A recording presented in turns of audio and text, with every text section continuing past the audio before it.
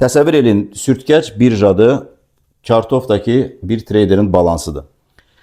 Təcrübəsi olmayan, biliyi olmayan, psixologiyanı və büdcəsini idarə etməyi bacarmayan traderin aqibəti necə olur sizə anladacağım.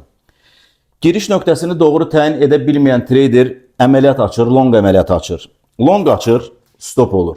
Short açır, stop olur. Bir-iki dəfə də long stop, short stop. Bu halda traderin psixologiyası pozulur və əsəbləşir. Və o durmadan da, yəni işi bilmədiyi üçün səbirsiz də olur, durmadan long short, long short, long short durmadan bir müddət ərzində bu əməliyyatları təkrar eləyir və hər birində də stop olur və nəticədə də balansı ərimiş olur.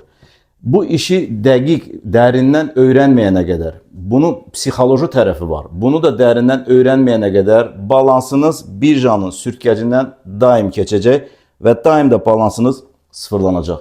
Bu işi dərindən öyrənmək mütləqdir. Bunu bilməyən trader daim zərərdə olacaq.